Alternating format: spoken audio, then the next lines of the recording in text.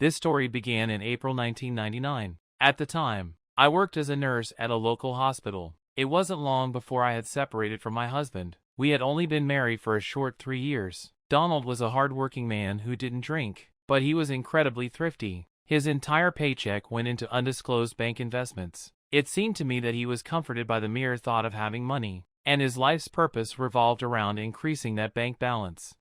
We lived frugally, surviving on my income. I used to put in a great deal of effort to feed and clothe us. At first, I held on to the hope that Donald was saving for our family's future, but on one occasion, when I broached the topic of having a child, he exclaimed in horror, "Catherine, we can't even make ends meet for the two of us, and you're thinking of having a baby? How are we supposed to live when you go on maternity leave? You're the one who's working." I was taken aback and asked, "Can't you support our family?" He responded, "I work to save money, not spend it. Don't even think about touching my savings. It's for a rainy day, not for frivolous expenses." I was shocked that he considered a child to be a frivolous expense, but I kept quiet. Shortly after that conversation, his mother fell seriously ill. Even then, Donald didn't withdraw a single cent from his account to help with her treatment, claiming that they didn't have enough money. It was at that moment that I realized I couldn't live with this man. Even if he multiplied his wealth at the expense of people's health, I used some of my own money to help his mother get the necessary medication, and I packed Donald's things while he looked on in bewilderment. Let him decide whether it's a rainy day for him or not. Thankfully, my grandmother had left me the apartment, so I was the one who had to leave.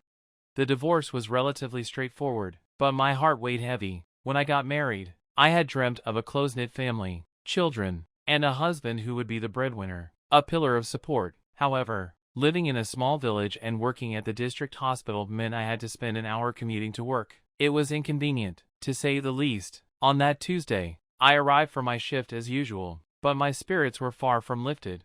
The divorce was still on my mind, and the shift had passed quietly. I was getting ready to head home when they brought in a new patient. The man was unconscious, and his entire face was smeared with something black. Most importantly, they had brought a little frightened girl, about 4 years old, with him. Someone mentioned that they had been rescued from a fire in a nearby village. There was no one to leave the girl with, and it seemed like we needed to contact the police or find a place for her. She didn't seem to have a mother, and it was uncertain whether her father would survive.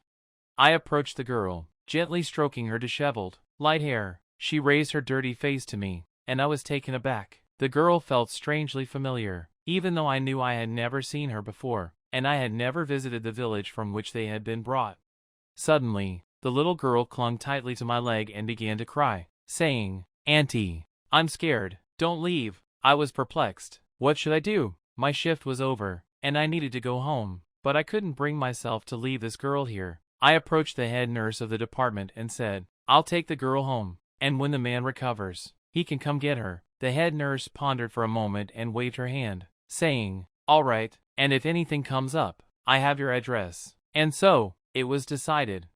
The girl held onto my hand tightly as if she was afraid of getting lost. She didn't cry and didn't say a word. She just walked beside me. When we arrived at my home, I bathed her, wrapped her in my fluffy robe, and cooked some porridge. The little girl, named Carolina, eagerly ate and quickly fell asleep on the couch. I covered her with a blanket, then went over to my neighbor's house, who had a slightly older daughter, and asked for some clothes for her. My neighbor gladly gave me a whole bag of clothes. When Carolina woke up, she got dressed and started asking me about what had happened to them. She said, "I was asleep, and my daddy grabbed me and carried me outside. Then he went back into the house. The house was burning, Catherine. You know, it was burning so beautifully, but it was so scary, and I was scared for my daddy. Then, my daddy ran out of the house, and something heavy fell on his head. Martin, our neighbor, called the firefighters, but the house still burned down." In a soft tone, I asked, "Carolina, did your mommy go somewhere?" "Daddy said she went to the sky because she was very beautiful. A long time ago, when I was very little, only 2 years old. You were very beautiful too. Just don't go to the sky, okay? Because Daddy is sick, and I don't want to be alone." I smiled sadly and hugged her tightly, saying, "I promise you, I won't go anywhere, and you won't be alone. Your dad will definitely get better. We'll make sure of it." 2 days later, I had to go to work. I asked my neighbor to look after Carolina, told her what had happened, and she agreed. My neighbor mentioned that her daughter would be thrilled to have a new friend. I left for work with a heavy heart, thinking about Carolina and her father. It was hard for me to go, but I had to. My first stop was my supervisor's office. She said, "That man from the fire, he's doing okay. Oliver has burns all over his body, but it's temporary. He'll recover. By the way, how's that girl of yours? Everything's fine, and you're responsible for her." I rushed out of the office and into the ward. When I entered, the man was lying with his back to me, probably asleep. I gently touched his shoulder, and he turned around suddenly, his eyes filled with surprise and joy. "Catherine, it's you. You work here? That's great. Listen, do you know who took my Carolina in?"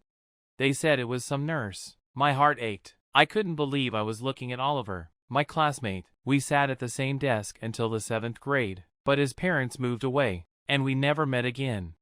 I had been so upset back then that I even started writing poems about doomed love and a cruel fate of separation. We believed that real, adult love awaited us, one that would last forever. We even kissed once on the lips. After that kiss, I couldn't sleep all night, imagining that we would get married, and I would cook soup while Oliver fixed the television. For some reason, I always thought a good husband should be able to repair a TV, but he didn't leave me his new address. He probably forgot about me quickly in his new place.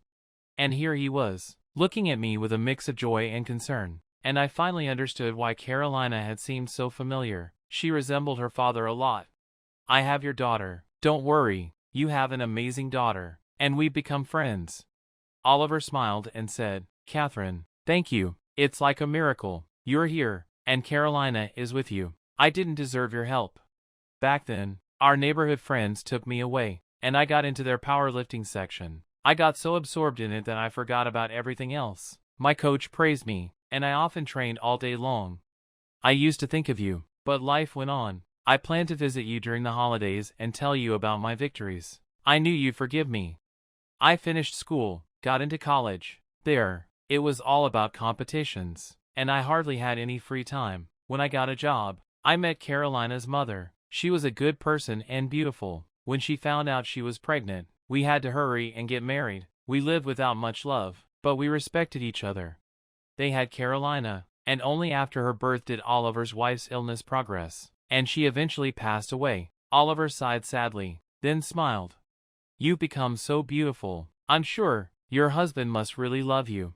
I shook my head and said, "There's no husband anymore, in the living sense. He's no longer a part of my life. Thank goodness." Oliver comforted me, and I told him, "Get well. We'll see each other again and talk more. I'm staying at work for a day." I left the room, feeling a sense of relief. My heart was light. It turned out that Oliver was a childhood friend, and most importantly, he remembered me for a long time. He was just a naive, headstrong boy, and things turned out the way they did. As for him getting married, that was just life. On that day, we had several more conversations, and the shift flew by unnoticed. The following day, I brought Carolina to the hospital. The girl missed her dad immensely and had a hard time letting go of him. Oliver embraced her so tenderly that I couldn't help but admire it. It's truly heartwarming when a father loves his child so gently. When Oliver was discharged from the hospital, he asked me to let Carolina stay with him temporarily while he found a place to live. I was more than happy to agree. I didn't want to part with the little girl completely, and she had become very attached to me. Oliver was temporarily staying with a friend in the city. I couldn't bring myself to invite him to live with us, and something held me back. He also didn't insist. There was a certain awkwardness between us. Although we both felt a deep, serious connection, it was unsettling. Every day, Oliver came to visit us, helped me with household chores, and we played with Carolina. It was so lighthearted and enjoyable that at times, I became afraid of what would happen when he eventually took Carolina with him. Perhaps our hesitations and uncertainties were what kept us apart.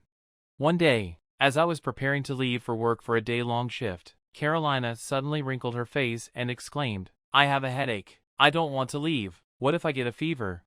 Oliver and I were taken aback, and we touched Carolina's forehead, which felt cool. I looked at her with suspicion. She slyly wrinkled her face and plaintively said, "Mom, Catherine, please let Oliver stay." I almost choked when I heard her call me Mom. Of course, Oliver stayed. Nearly 20 years passed. Carolina stood in front of the mirror, nervously adjusting her wedding gown to perfection. Oliver and our younger son peeked through the slightly open doors. I foolishly smiled, wiping away tears of happiness, thinking, So what if my husband can't fix televisions? I have the happiest family in the world.